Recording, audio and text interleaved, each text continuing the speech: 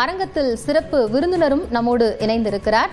விமர்சகர் திரு ஜெகதீஷ் அது குறித்த கருத்துக்களை நம்மோடு பகிர்ந்து கொள்ள இருக்கிறார். இந்த நேரத்தில் விஜயினுடைய பரப்புரையை ஒட்டி மரக்கடை பகுதியில் போக்குவரத்தில் மாற்றம் செய்யப்பட்டிருப்பதோடு பல்வேறு கட்டுப்பாடுகளோடு இந்த பரப்புரைக்கான அனுமதியை காவல்துறை வழங்கியிருக்கிறது. முன்னதாக நேற்றைய தினம் தொண்டர்களுக்கு 12 அறிவுரைகள் வழிகாட்டு நெறிமுறைகளை வழங்கி தாவேக அறிவிப்பு வெளியிட்டிருந்ததும் குறிப்பிடத்தக்கது. தொடர்ந்து அரங்கத்தில் இருக்கக்கூடிய சிறப்பு விருந்தினரோடு பேசலாம். வணக்கம் திரு ஜெகதீஷ். திருச்சி மரக்கடை பகுதி தமிழக அரசியல் வரலாற்றில் திருச்சிக்குன்னு ஒரு தனித்துவம் இருக்கிறது. திருப்பு முனையை கொடுத்திருக்கக்கூடிய பகுதியா பார்க்கப்படுது. அங்கிருந்து தன்னுடைய அரசியல் பயணத்தை விஜய் தொடங்குறார். எப்படி அமையும் இந்த பயணம் அப்படிங்கிறது? இது ரொம்ப ஒரு மோஸ்ட் எக்ஸ்பெக்டட் ஆன ஒரு விஷயம் தான். ஏன்னா எப்பொழுது விஜய் அவர்கள் களத்திற்கு வருவார் அப்படிங்கிறது நீண்ட மாதங்களாகவே கேட்கப்படுகின்ற கேள்வி. ஏன்னா அவரே சொல்லியிருந்தார் 2 படம் கமிட்மெண்ட் இருக்கு, கோட்டும் அதே மாதிரி அடுத்த ஒரு படமும். அந்த படத்தை முடிச்சதுக்கப்புறம் நான் முழு நேர அரசியல்வாதி, அரசியல் எனக்கு ஒரு பொழுதுபோக்கு அல்ல, அரசியல் எனக்கு ஒரு மாற்று தொழில் அல்ல அப்படிங்கிறத அவருடைய முதல் கடிதத்தோடைய சாராம்சம். அதான் தெளிவாக எழுதியிருந்தார். அப்படி இருக்கும் பொழுது படத்தோட ஷூட்டிங் முடிஞ்சிருச்சு, விஜய் எப்பொழுது களத்திற்கு வரப்போகின்றார்.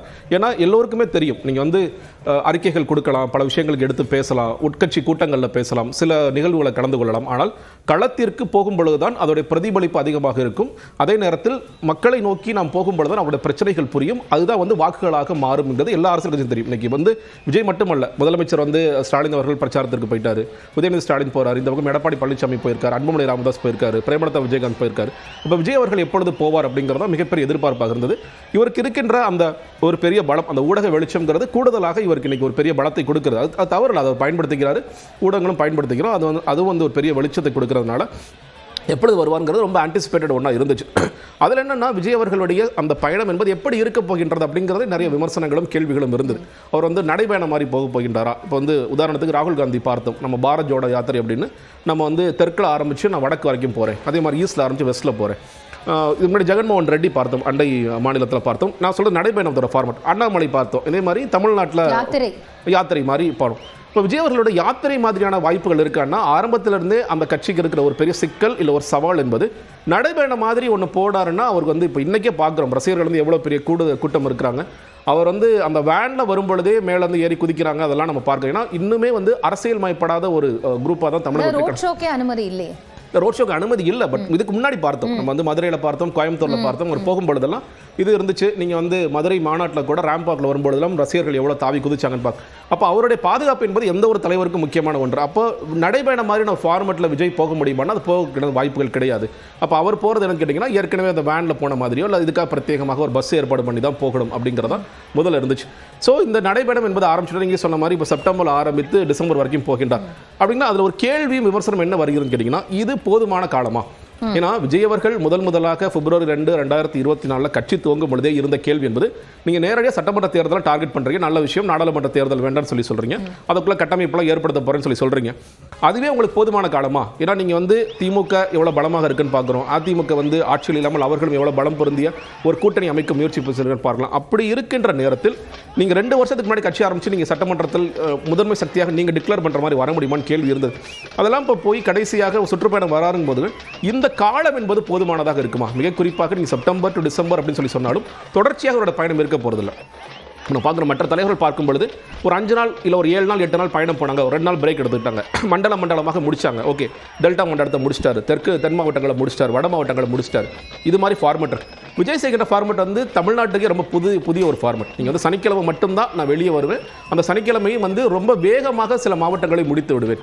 ஏன்னா இன்னைக்கு நீங்கள் திருச்சி, பெரம்பலூர், அரியலூர் இன்னைக்கு மட்டும் 3 மாவட்டம், இதே மாதிரி ஒவ்வொரு 3 மாவட்டமாக கவர் பண்ணிட்டே இருக்கார். பார்க்கலாம், இது போதுமான காலமாக இருக்குமா? நீங்களே இப்போ செய்தியாளர் சொன்னார், என்ன பேச போகின்றார் அப்படிங்கிறத எல்லா மக்கள் கூர்ந்து கவனிச்சுட்டு இருக்காங்க.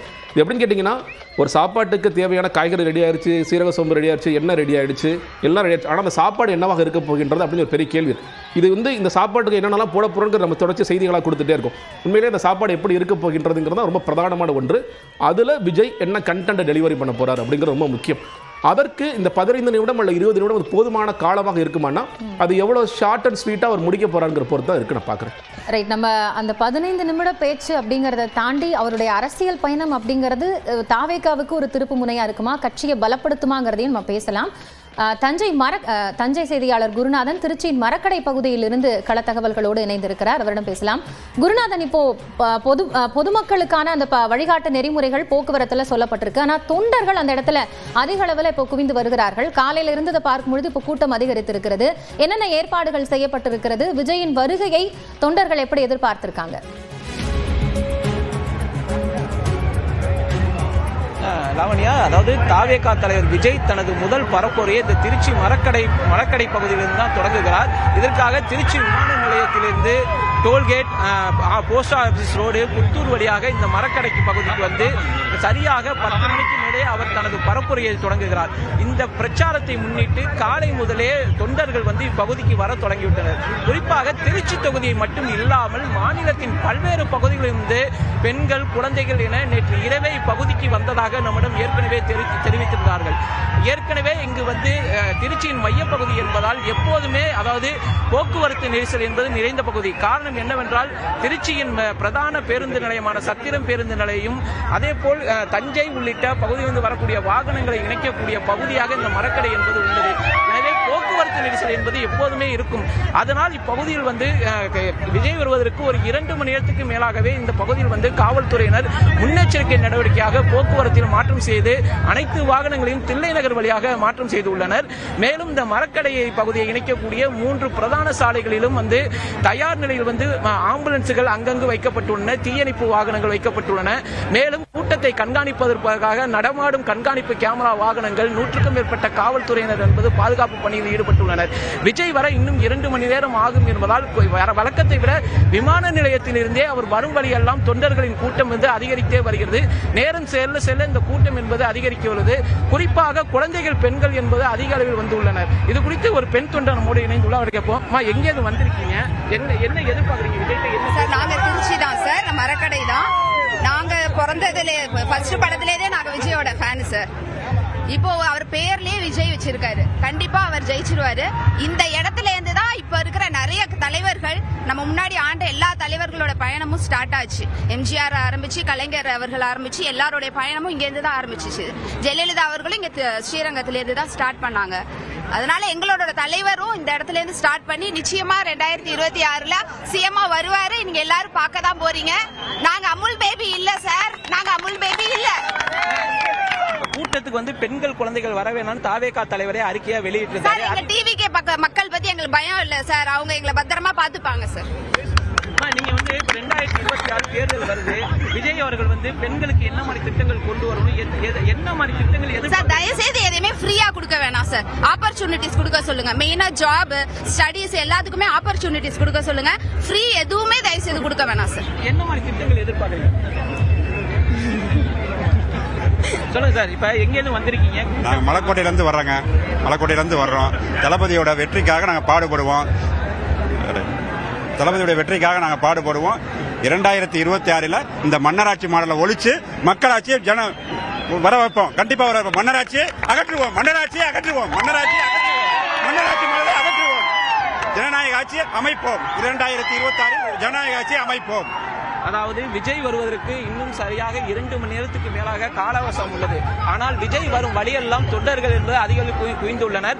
இந்த வரும் தொண்டர்கள் வந்து வாகனங்களை நிறுத்துவதற்காகவே இந்த சுற்றியுள்ள 3 இடங்களில் பார்க்கிங் வசதி ஏற்பாடு செய்யப்பட்டுள்ளது. அதாவது வாகனங்களை அங்கு நிப்பாட்டி விட்டு வாகனங்கள் நடந்து தொண்டர்கள் இங்கு வரக்கூடிய காட்சிகளையும் நம்மால் காண முடிகிறது. போக்குவரத்து முற்றிலும் மாற்றப்பட்டுள்ளது. இன்னும் இங்கு வந்து, அதாவது ஏற்கனவே விக்கிரவாண்டி மாநாடு, கோயம்புத்தூர் பூத் கமிட்டி மாநாடு, மதுரை மாநாட்டில் வந்து விஜய் அவர்கள் வந்து தன்னுடைய கூட்டணி கொள்கை அது பற்றி தான் பேசினார். ஆனால் முதல் முறையாக மக்களை வந்து நேரடியாக சந்திக்கும் இந்த பகுதியில் அவர் என்ன மாதிரி பேச போகிறார்?